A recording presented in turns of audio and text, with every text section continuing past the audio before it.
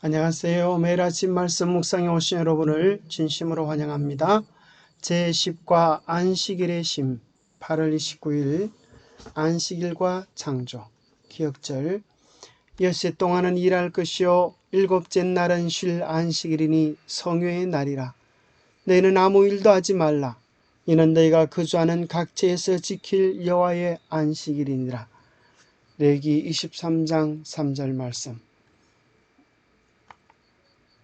생각할 문제. 인간은 다른 피조물들과 근본적으로 어떻게 다른가?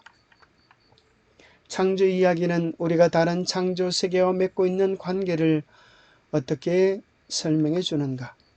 오늘 우리에게 주는 교훈은 무엇인가? 인간은 다른 피조물들과 근본적으로 어떻게 다를까요? 창세기 1장 26절 하나님이 이르시되 우리가 우리의 형상을 따라 우리의 모양대로 우리가 사람을 만들고 그들로 바다의 물고기와 하늘의 새와 가축과 온 땅과 땅에 기는 모든 것을 다스리게 하자 하시고, 하나님이 자기 형상 곧 하나님의 형상대로 사람을 창조하시되 남자와 여자를 창조하시고. 십계명 가운데 기억하라라고 하는 동사로 시작되는 계명은 넷째 계명 안식일밖에 없습니다. 모든 계명 중에서 참으로 사람들에게 매 주일마다 기억하고 잃어버리지 않도록 안식일을 소중히 지키라고 하셨습니다. 그 이유는 무엇일까요? 안식일의 바른 준수 속에 우리의 존재의 목적과 하나님이 어떤 분이신지에 대한 바른 이해의 열쇠가 있기 때문입니다. 창세기 1장 26절에 보면 하나님께서 우리를 다른 여러 피조물과 다르게 창조하셨는데, 그 다르다고 하는 것은 우리를 하나님의 형상으로 존귀하게 창조하셨다는 것이고, 또 모든 만물들을 다스릴 수 있는 권한을 사람에게 주셨습니다. 사람들이 다른 짐승을 잡아먹기도 하지만 사람을 그렇게 할 수는 없는 것입니다. 왜냐하면 창세기 9장 6절에 무릇 사람의 피를 흘리면 사람이 그 피를 흘릴 것이니 이는 하나님이 자기 형상대로 사람을 지으셨습니다. 사람은 어떤 경우에도 그의 인격이 존중받아야 할 소중한 하나님의 형상으로 지어졌기 때문입니다. 창조에 대해 기억할 때 우리가 하나님의 형상대로 창조되었음을 기억하게 되는데, 이는 창조 이야기에서 묘사된 다른 어떤 것에서도 언급하지 않은 특징입니다.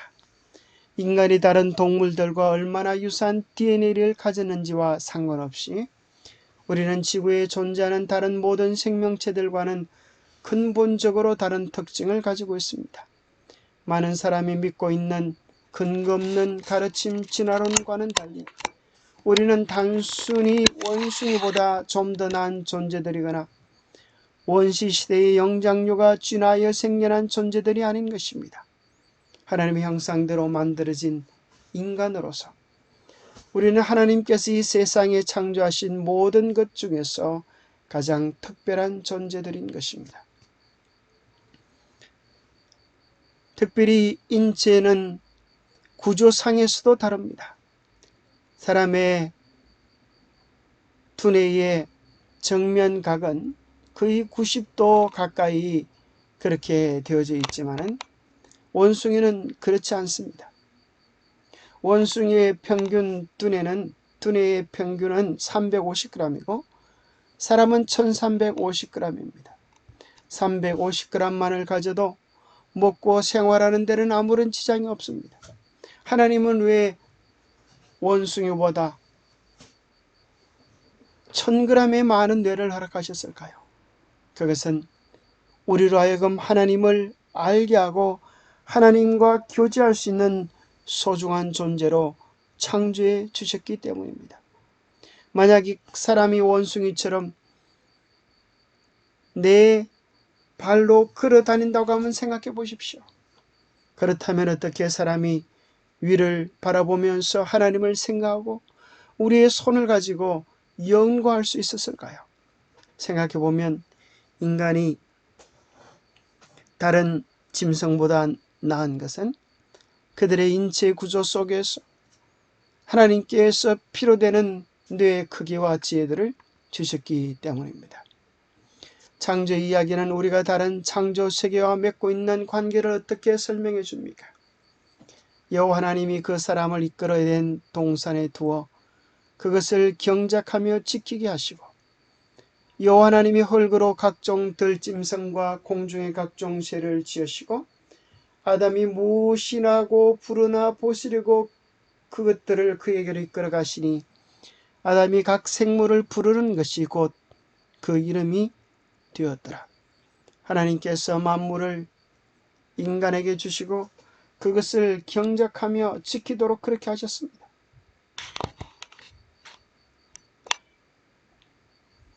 또 만물들에게 이름을 지어주면서 그것에 의미를 부여하도록 하신 것입니다. 하나님은 인간뿐만 아니라 우리가 사는 세상 또는 창조하셨다는 사실을 인식하는 것은 우리가 그 세계에 대하여 가지고 있는 책임을 기억하게 해줍니다. 하나님께서 인간에게 모든 피조물을 다스리라고 명령하셨습니다. 다스린다는 것은 그것을 마음대로 다룬다는 것을 의미하지 않습니다.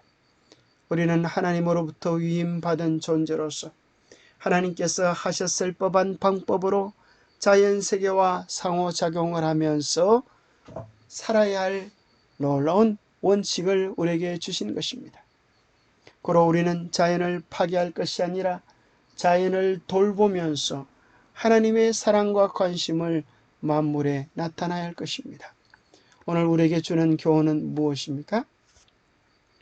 다스리라고 명령하심.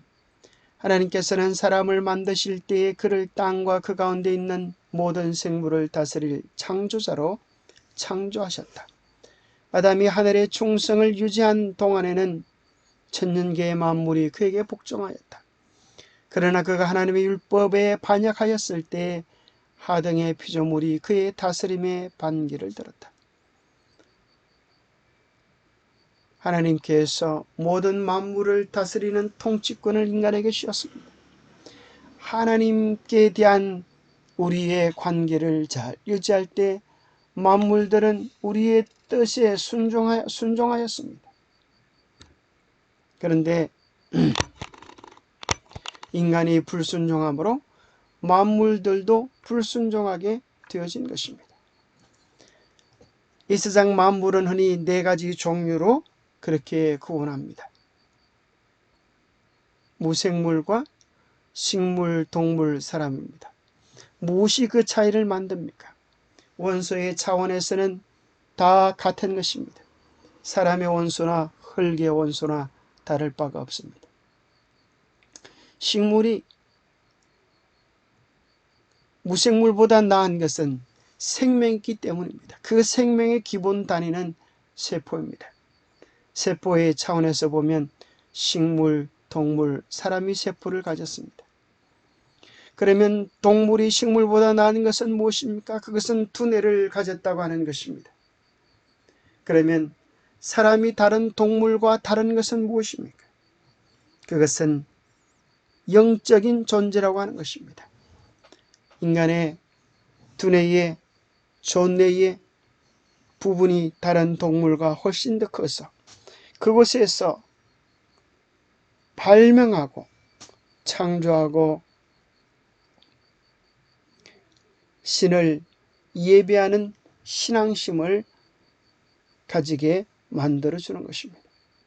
사람의 다른 동물과의 다른 해부학적 차이는 존뇌 부분의 차이에 있는 것입니다. 그 안에 하나님과 교통하는 영적인 존재가 되어서 흔히 사람을 만물의 영장이라고 말을 하는 것입니다. 사람이 영적인 존재가 아니라면 힘으로 한다면 동물이 오히려 사람보다 더 힘이 세고 뛰어납니다. 그러나 왜 모든 만물을 다스릴 수 있습니까? 그것은 신령한 영적인 존재이기 때문에 그렇습니다. 기도하겠습니다. 하나님 아버지, 우리에게 안식일을 주셔서 감사합니다. 안식일을 통하여 우리가 누구인지, 누가 우리를 창조하셨는지, 하나님이 어떤 분인지를 깨닫게 해 주심을 인하여 감사합니다.